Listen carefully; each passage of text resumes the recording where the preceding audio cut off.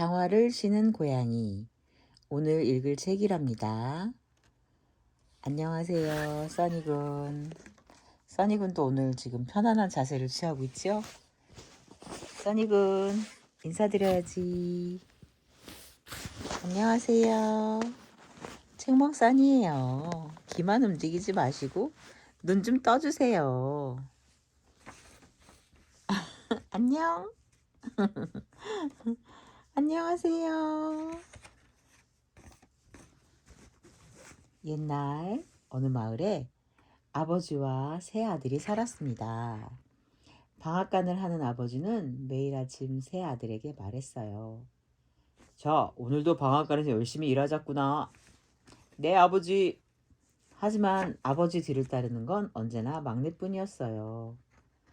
맏아들과 둘째 아들은 말 안 듣고 게으름 피우기 일쑤였지요.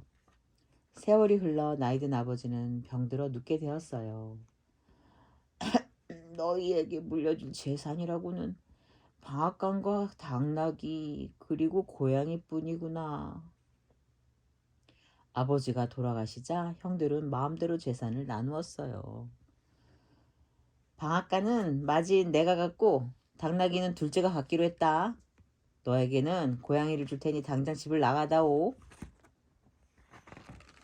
막내는 고양이를 아는 채 집에서 쫓겨나고 말았어요. 이제 어떻게 살아야 하나. 막내는 한숨만 나왔어요. 그때 고양이가 말했지요. 걱정 마세요. 야옹. 주인님, 제게 아주 좋은 수가 있어요. 주인님은 저에게 장어와 큰 자루만 구해주시면 돼요. 막내는 영리한 고양이를 믿어보기로 하고 장어와 자루를 구해주었어요. 장어를 신은 고양이는 자루를 들고 숲으로 갔어요. 고양이는 자루 안에 풀을 넣고 덫을 만들었지요. 그러고는 얼른 숲 속에 들어누워 몸을 숨겼어요. 쥐쥐야, 맛있는 풀이다. 잠시 후 토끼 한 마리가 자루 속으로 쏙 들어갔어요. 고양이는 재빨리 자루끈을 잡아당겼어요. 야옹, 옳거니 잡았다. 고양이는 잡은 토끼를 들고 궁궐로 왕을 찾아갔어요. 그러고는 왕 앞에 정중히 무릎을 꿇으며 말했어요. 이 토끼는 저의 주인이신 카라바 후장님이 임금님께 바치는 선물입니다. 카라바 후작은 고양이가 마음대로 막내에게 붙인 이름이었지요. 오호, 털이 유난히도 곱군. 카라바 후작에게 고맙다고 전해주시오. 왕은 무척 기뻐했어요. 다음날 장화를 신은 고양이는 밀밭으로 갔어요. 이번에는 자고새 2마리가 자루에 걸려들었지요. 고양이는 또다시 왕을 찾아갔어요. 임금님, 카라바 후장님이 보내온 자고새입니다. 받아주시지요. 호호, 내가 좋아하는 자고새 아닌가. 후작의 마음 씀씀이가 참 고맙군. 왕은 기뻐하며 카라바 후작을 칭찬했어요. 고양이는 계속해서 짐승들을 잡았어요. 그러고는 카라바 후작이 보내는 것이라며 왕에게 바쳤지요. 그러던 어느 날 고양이는 왕과 공주가 강가로 산책을 나간다는 이야기를 듣게 되었어요. 고양이는 곧장 막내를 데리고 강으로 갔지요. 주인님, 얼른 옷을 벗고 제가 올 때까지 강물에 들어가 계세요. 아셨죠? 막내는 어리둥절했어요. 그리고 주인님은 오늘부터 카라바 후장님이고 괴물이 사는 성의 주인이 되실 거예요. 그게 무슨 알쏭달쏭한 소리니? 막내는 고양이의 말을 도무지 이해할 수가 없었어요. 그때 저 멀리서 왕의 마차가 다가오는 것이 보였어요. 고양이는 막내의 낡은 옷을 바위 뒤에 숨기고는 큰 소리로 외치기 시작했어요. 야옹야옹, 사람 살려! 카라바 후장님이 강에 빠졌어요. 카라바 후작이라고? 왕은 급히 마차를 세웠어요. 어서 가서 카라바 후작을 구해주어라. 신하들이 곧 막내를 강에서 끌어내 주었지요. 그때 장화를 신은 고양이가 나섰어요. 사실은 주인님이 목욕을 하는 사이에 도둑이 옷도 신발도 모두 훔쳐가 버렸습니다. 고양이의 말에 왕은 막내에게 옷과 신발을 선물로 주었어요. 왕이 준 옷과 신발로 차려입은 막내는 정말 멋진 후작의 모습이었어요. 가라바 후작, 우리 공주와 인사를 나누겠소? 왕은 막내에게 공주를 소개했어요. 막내와 공주는 얼굴을 붉히며 수줍은 인사를 나누었지요. 왕은 막내 아들이 마차에 함께 타도록 했어요. 그러자 고양이는 마차를 앞질러 들판으로 달려갔어요. 장화를 신은 고양이는 들판에서 풀을 베고 있는 농부들에게 말했어요. 자, 잠시 후 임금님 마차가 이곳을 지나갈 것입니다. 그때 임금님이 이 들판의 주인이 누구냐고 물으시거든 가라바 후장님이라고 대답하세요. 그렇지 않으면 큰일이 날 줄 아세요. 알겠지요? 겁이 난 농부들은 고개를 끄덕였어요. 이윽고 왕을 태운 마차가 들판을 지나가게 되었어요. 왕은 끝없이 펼쳐진 들판을 보며 농부들에게 물었어요. 이 넓은 들판의 주인이 누구인가? 가라바 의장님입니다. 농부들은 입을 모아 대답했어요. 고양이는 또 마차를 앞질러 이번에는 밀밭으로 달려갔어요. 고양이는 밀밭에서 일하는 농부들에게도 말했어요.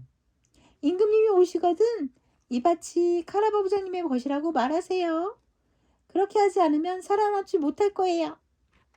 밀밭의 농부들도 고개를 끄덕였어요. 잠시 뒤 마차가 도착했어요. 왕은 들판보다 몇 배는 더 넓어 보이는 밀밭의 주인이 누구인지 물었어요. 네, 바로 가라바 부장님입니다. 왕은 입을 다물지 못했어요. 가라바 후작, 당신은 정말 훌륭한 땅을 가지고 있군요. 한편 마차를 앞질러 한참을 달린 고양이는 으리으리한 성에 이르렀어요. 이 성의 주인은 사람을 잡아먹는 무시무시한 괴물이었어요. 괴물은 들판과 밀밭의 주인이자 농부들을 괴롭히는 나쁜 마법사였지요. 고양이는 괴물 앞에 나아가 공손하게 인사를 했어요. 이 세상에서 가장 힘이 센 괴물님, 한 가지 궁금한 것이 있어 여기까지 왔습니다. 그래, 궁금한 것이 무엇이냐? 괴물님은 사자든 코끼리든 어떤 동물로도 변신할 수 있다는데 그게 정말입니까? 도무지 믿을 수가 없어요. 괴물은 당돌한 고양이가 괘씸했어요. 내가 어떤 동물로도 변신할 수 있다는 것이 사실이면 그때는 네 목숨을 내놓거라. 고양이는 침을 꼴깍 삼키며 말했어요. 괴물님, 그렇다면 무서운 사자로 변신해보세요. 허허, 그거야 식은죽 먹기지. 수리수리 마수리. 주문이 끝나자마자 괴물은 커다란 사자가 되어 있었어요. 어흥. 고양이는 깜짝 놀라서 뒤로 넘어질 뻔했지요.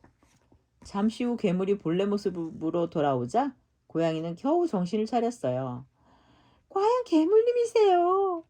정말 훌륭한 재주를 가지고 계십니다. 고양이는 입에 침이 마르도록 칭찬을 했어요. 뭐 이 정도를 가지고 호들갑이냐. 자, 이번엔 코끼리가 되어줄까? 아니면 불을 뿜는 용이 되어줄까? 우쭐대는 괴물에게 고양이가 조심스럽게 물었어요. 괴물님, 큰 동물로 변신하기는 쉬워도 작은 동물로 변신하기는 어렵겠지요? 허허, 그건 또 간단하지. 어떤 동물로 변신해줄까? 괴물은 가소롭다는 듯이 말했어요. 그럼 아주 작은 생쥐로 변신해보세요. 알았다. 잘 보거라. 수리수리 마수리. 괴물은 눈 깜짝할 사이에 생쥐로 변신했어요. 생쥐로 변한 괴물은 보란듯이 이리저리 뛰어다녔어요. 찌찌, 이제 내 실력을 알았겠지. 후후, 그럼 네 목숨을 내놓을 차례다. 그 순간 고양이는 생쥐를 향해 달려들었어요.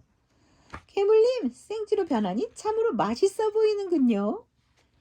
그러고는 생쥐로 변한 괴물을 덥석 삼켰어요.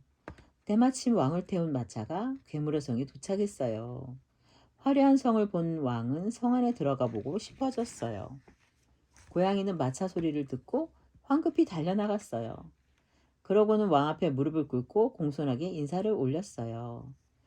임금님 어서 오십시오. 임금님을 맞을 준비를 하느라 먼저 와서 기다리고 있었습니다. 카라바 부장님의 성에서 편히 쉬다 가십시오. 어허, 이 훌륭한 성도 카라바 부장의 것이라고? 정말 놀랐군. 왕은 아름답게 장식된 성을 보고 감탄을 아끼지 않았어요. 고양이는 왕을 안내하고 막내는 공주와 함께 성을 둘러보았어요. 식탁 위에는 괴물이 차려놓은 먹음직스러운 음식들이 가득 있어요. 다 함께 식탁에 둘러앉아 즐겁게 식사를 했지요. 왕은 재산도 많고 임신도 후한 막내가 마음에 쏙 들었어요. 가라바 후작, 우리 공주와 결혼해서 내 사위가 되어야지 않겠소? 막내와 공주는 깜짝 놀랐어요. 하지만 둘도 싫지 않았어요. 막내와 공주는 서로 마주보며 흐뭇하게 웃었어요. 두 사람은 그날로 성대한 결혼식을 올렸어요. 만세! 카라바 부장님 만세! 괴물에게 시달려온 농부들도 새성의 주인을 반겼어요. 그 후 막내는 항상 부지런하고 착한 마음으로 공주와 행복하게 살았어요. 장화를 씌우는 고양이도 큰 벼슬을 얻었지요. 벼슬을 얻은 고양이는 더 이상 뒤를 쫓아다니지 않게 되었답니다. 심심할 때만 빼고요. 엄청 영리한 고양이에요. 써니도 고양이 친구가 많이 있지요. 사랑해요, 여러분.